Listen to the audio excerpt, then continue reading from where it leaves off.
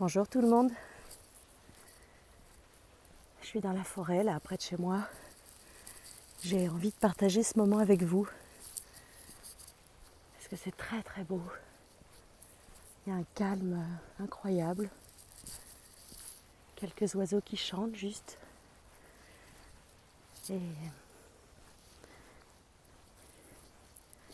toute cette brume n'empêche pas de sentir la lumière qui est là partout. Au contraire, c'est un peu le symbole de notre traversée sur cette terre. Voir la lumière à travers la brume. Et aimer autant la lumière que la brume à l'intérieur de nous et dans les événements. C'est ce qu'on appelle l'équanimité, accueillir tout ce qui est. Je crois que cette année 2022, c'est l'année de la liberté intérieure. En tout cas, c'est comme ça que je l'appréhende. Et quand je parle de liberté intérieure, ce qui me vient tout de suite, c'est ce que je connecte en ce moment dans mon travail et dans ma vie. C'est la compassion et l'autocompassion.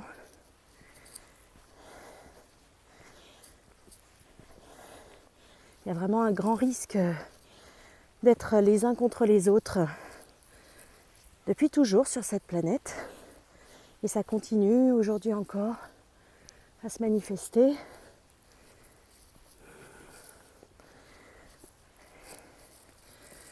On a trouvé la voie du milieu, la voie de la non-violence, optimiste, positive, la voie de la compassion.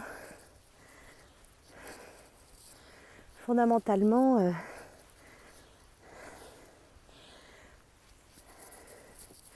la compassion, c'est au-delà de l'empathie. L'empathie, c'est ressentir la souffrance de l'autre. Mais parfois, ça nous fait vraiment souffrir de la ressentir. Du coup, on veut sauver l'autre, le rassurer, l'arrêter. Ou on s'en rend malade nous-mêmes. La compassion, c'est vraiment cette capacité d'être dans ce que les Canadiens et les Américains appellent le moi supérieur, ce qu'on peut appeler aussi conscience ou même notre part adulte dans l'analyse transactionnelle de façon plus terre à terre. C'est cette capacité à mettre une petite distance, à être à la fois entièrement présent à ce qui est. Enfin, c'est pas à la fois en fait, c'est être entièrement présent à ce qui est, sans qu'intervienne du tout d'histoire de notre côté. On va rien se raconter, on va pas faire de lien avec notre propre histoire. On va pas chercher à tout prix arrêter ce que l'autre vit. Mais dans la compassion, il y a quand même cet accueil pour aider. Pas pour sauver, pour être actif, acteur. Et c'est ça qui fait que c'est efficace et que ça ne nous pompe pas d'énergie. Au contraire, ça nous crée de l'énergie. Et ça aide l'autre se sent accueilli, le monde entier.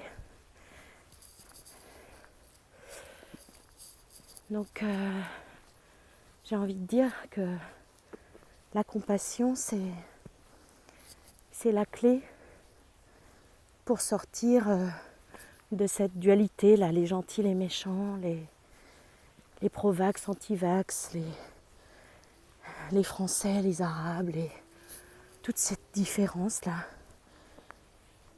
qu'on invente en fait, que notre mental invente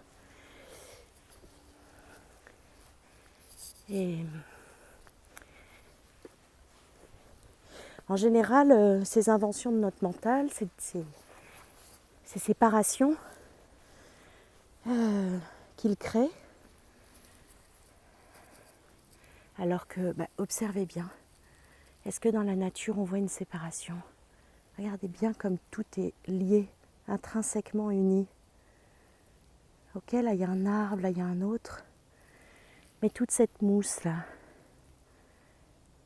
toutes ces brindilles au sol, tout ça, ça fait que finalement il y a du lien entre tout. Tout est intrinsèquement interdépendant. On le sait aussi, il y a des champignons sous terre qui aident les arbres à communiquer entre eux. Tout est relié. Et nous, on est pareil, puisqu'on fait partie de cette nature, on ne peut pas exister sans elle. Mais notre mental, il crée des séparations. Ces séparations, il les crée pour nous protéger de nos propres souffrances. Finalement, ces séparations qu'on voit à l'extérieur reflètent les séparations que l'on vit à l'intérieur de nous.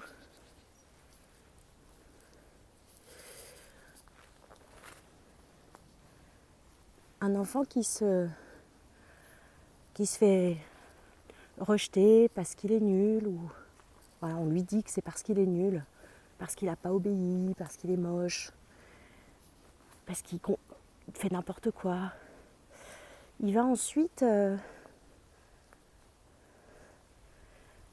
introjecter, ça veut dire intégrer ce discours, et donc il va rejeter une part de lui à l'intérieur de lui. C'est comme ça que se crée... Oups, j'ai peut-être mis l'écharpe sur le micro. C'est comme ça que se créent les dualités. Les dualités, elles commencent à l'intérieur de nous. Des parts rejettent d'autres parts.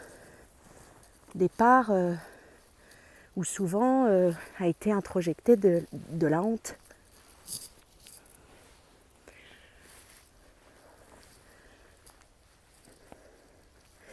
C'est pour ça que je vous parle aussi d'autocompassion. On sait aujourd'hui que l'autocompassion est vraiment aidant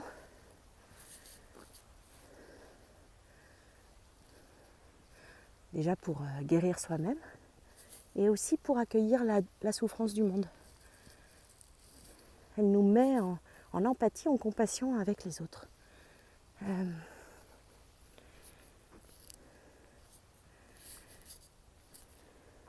L'autocompassion, c'est cette capacité à s'accueillir, à accueillir notre souffrance, à voir les parts séparées, à les réunir. Et pour faire ça, on a besoin à la fois de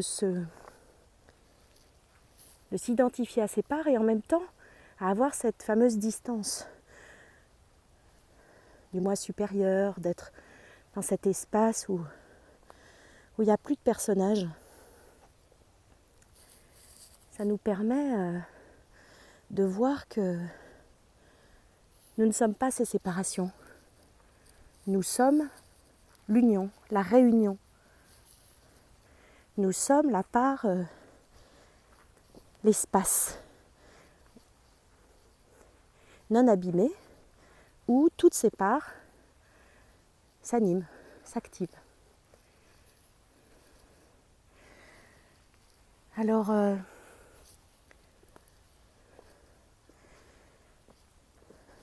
2022, c'est l'année de la compassion, de l'autocompassion, de la liberté intérieure, du calme intérieur.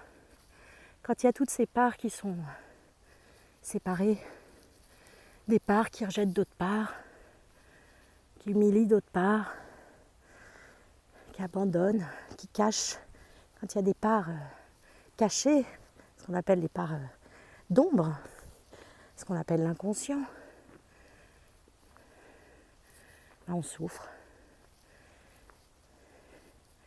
Et c'est ça qu'on voit à l'extérieur. Quand on voit la souffrance des autres, on voit toutes ces parts séparées, rejeter.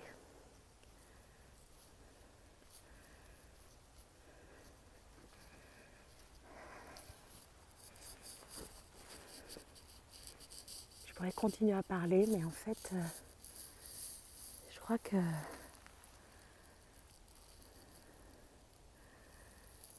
j'ai envie de vous offrir ce silence plutôt, qui parle beaucoup aussi. Ça peut être l'année du beau aussi, l'année des mots conscients, des mots qui ont du sens, et du silence conscient, du silence qui a du sens. À très bientôt.